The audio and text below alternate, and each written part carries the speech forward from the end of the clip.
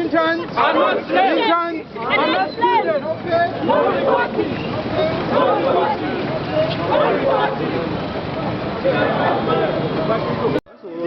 Are not slaves. No reporting. Interns are not slaves. No reporting. Interns are not slaves. No reporting. Interns are not slaves. Now Uganda. Zimbabwe. No pay. No reporting. No pay.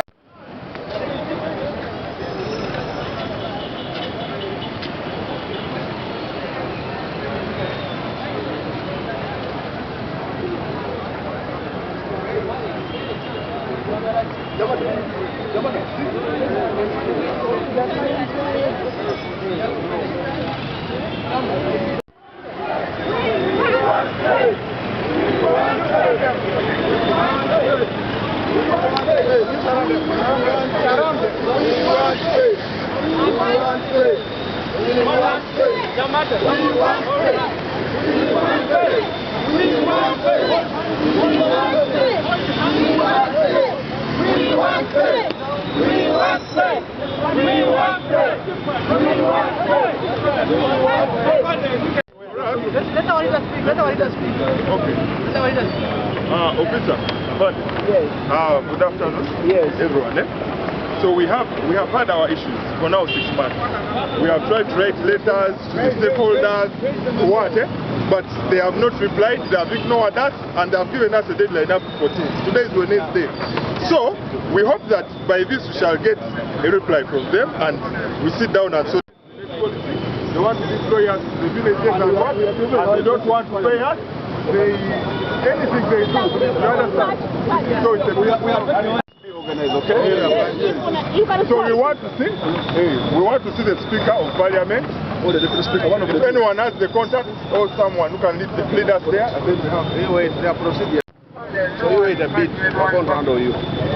But seeing the Speaker always a procedure. But we have don't worry, we're going to make you follow the procedure and you'll reach there. Just relax.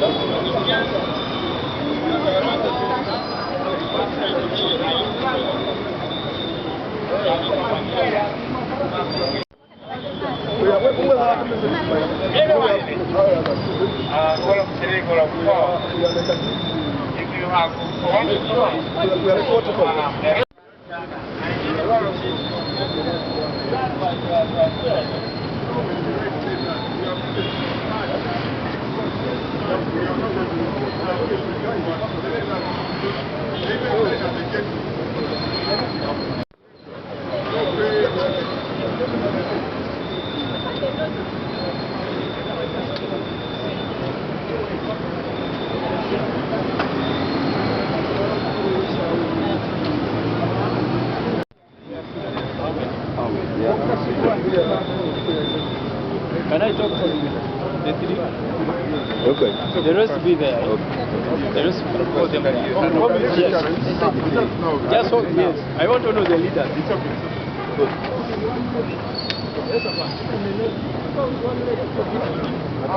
I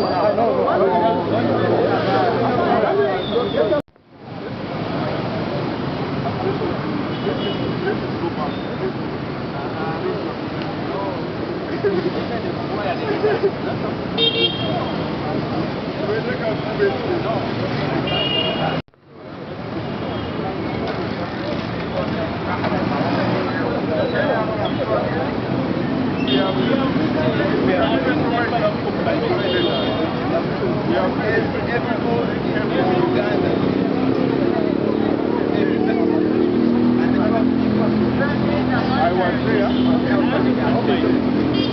How are you? Did you seek for permission to do this?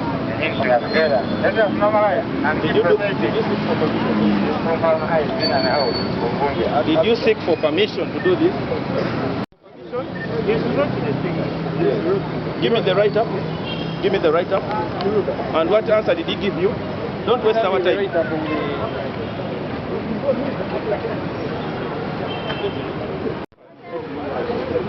Can you pick those papers?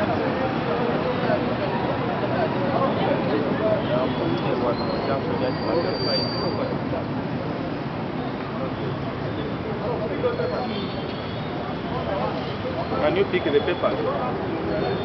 Intelligence, pick papers.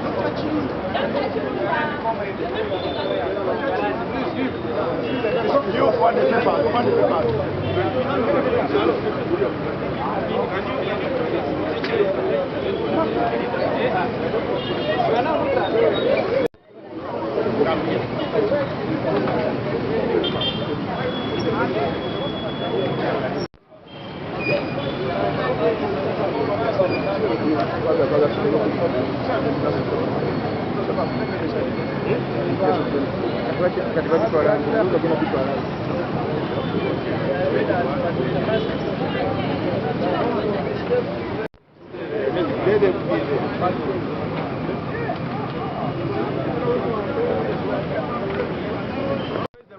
Because when you give, where they were for, where is the other leader? Give the officers of my caliber false information, I'm going to charge you. Can you, hello?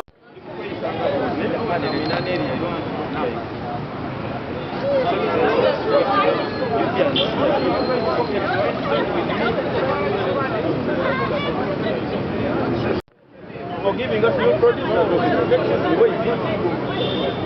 Hello, excuse me, don't come back here. Giving officers of my caliber false information and space. I will take action on this one for giving wrong information.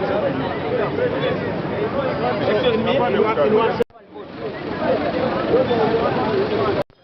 In 1 second, go the car. Move the car. In 1 second. Nani wote wakuje? Giving officers false information. Move the car.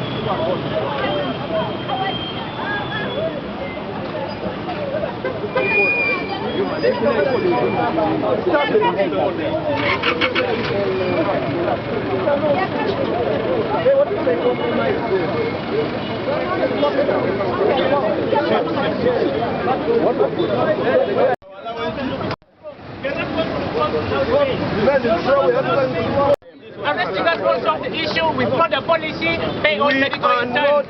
We are not reporting. Fired people. Yes. We have simply used civil means.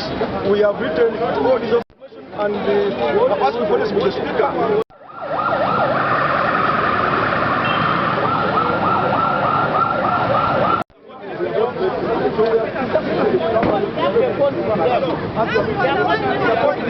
They got CBS and solve the issues there.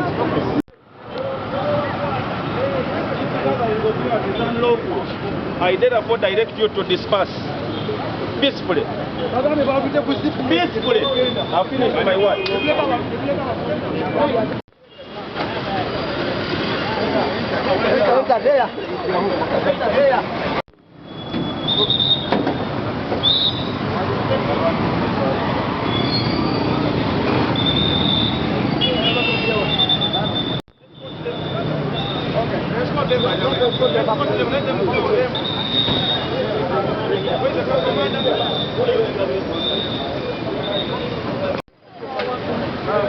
You take that back. Or you go back. Yeah, take that back. Because you don't want to move. I never said that. Can we move? I'm moving. I'm actually. I don't want to go to bed.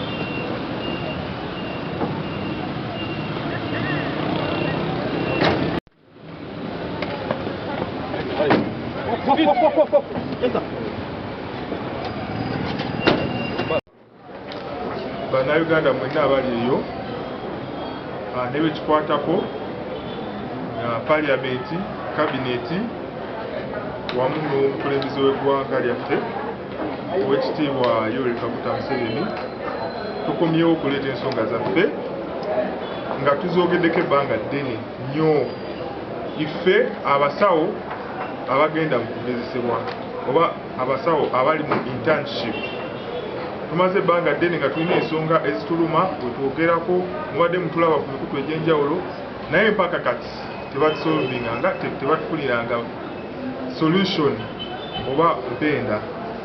Ensonga esooka ekwatagana ku policy gye bayita National Education Training on Health Policy.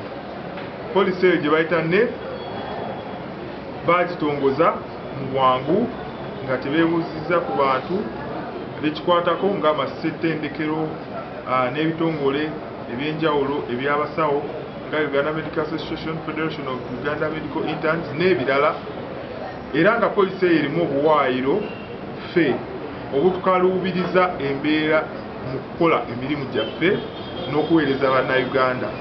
Ensonga yaffe ey'okubiri neera mu eyo poliisi ssente ensako ze baali bawa abasawo abali mu kugezesebwa nazo baazijjawo ng'era baagala tugende mu bitundu bya Uganda ebyenjawulo tuweereze bannayuganda nga naye ffe tebavuddeeyo tubadde tutya, tulidde ki, tusuzeewa, twambadde ki, wamu n'ebirala.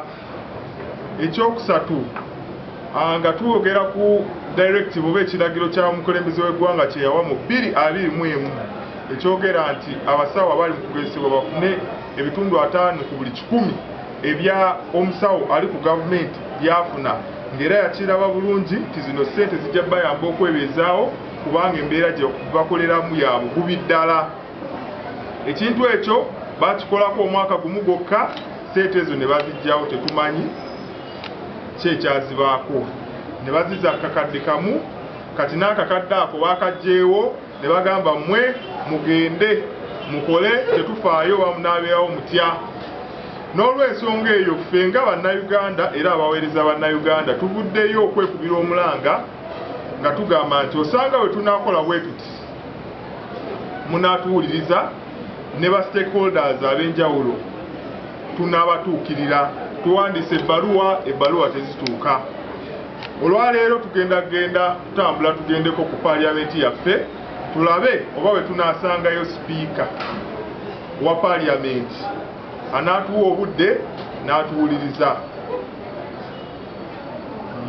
President tulina bingi mukama waffe bye twetaaga okugamba bingi nnyo, kubanga abantu abakuli okumpi kirabika bakusibya akakookolo, ensonga zaffe tezikutuukirira, era tusaba omukisa tukusinkane tukubuulire, kubanga mu meeting gye twalina ne minisita Honorable Dr. Chris Baryomunsi ku Lwokutaano nga asatu omwezi oguwedde yatugamba nti ensonga yaffe yali mu kabineti, naye ffenna tukimanyi bulungi kabineti ekulirwa mukulembeze wa ggwanga.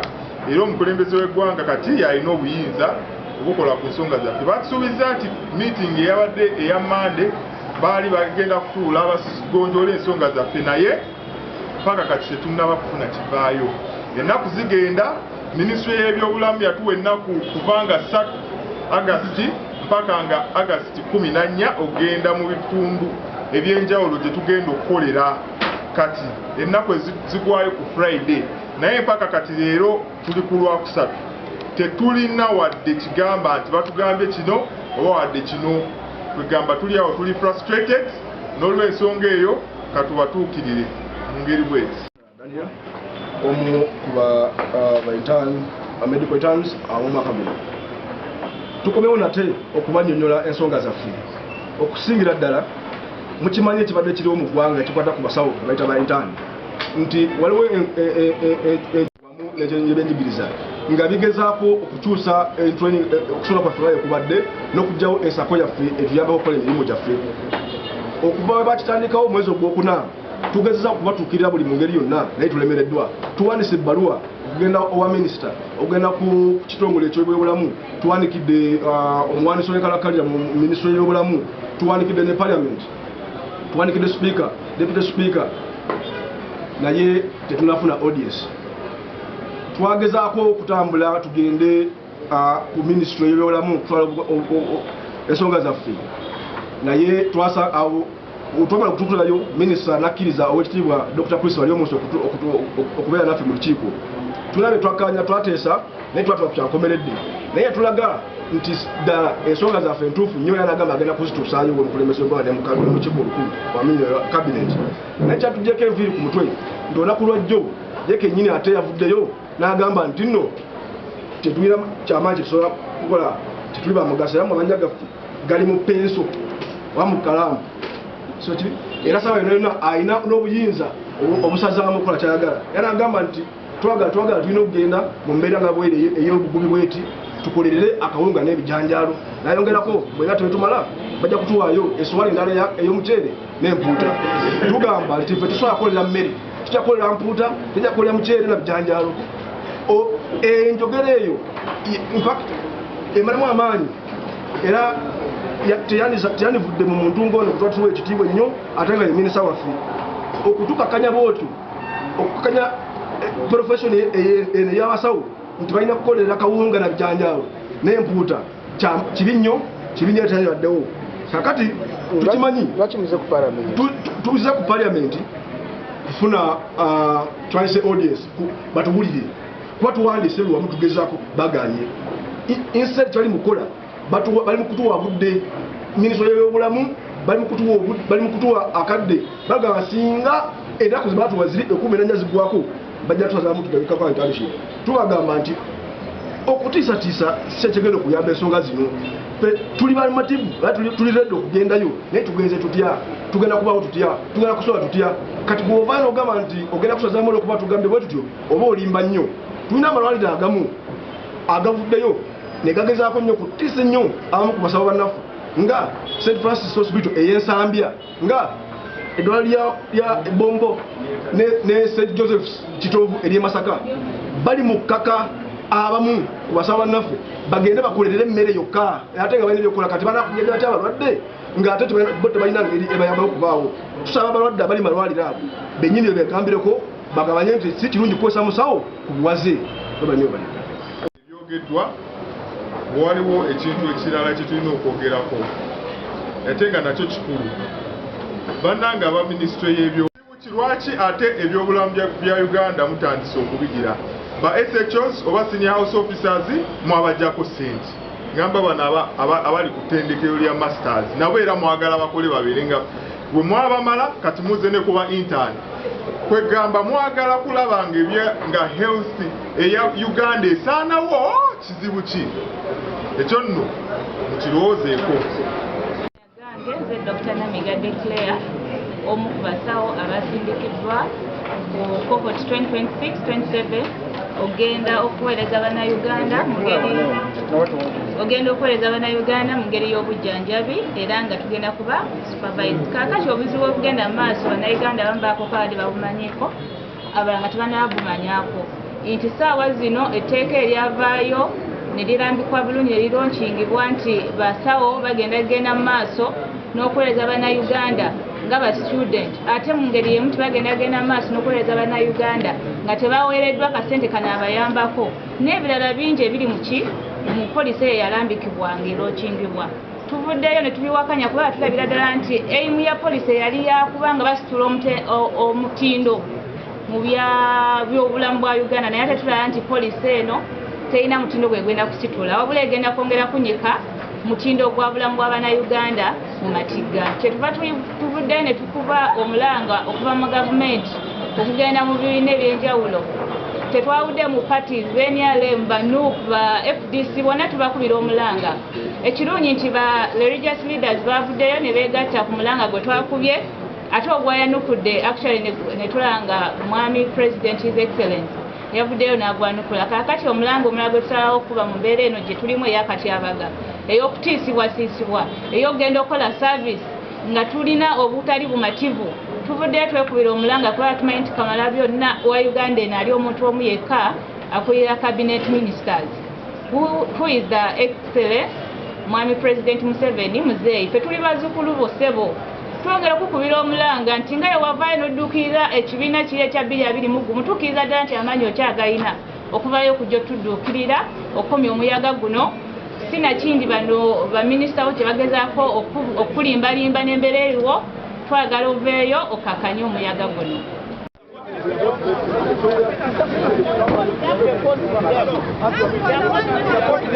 They got to CBS and solve the issues there. It's unlawful. I therefore direct you to disperse peacefully. Peacefully. I've finished my word.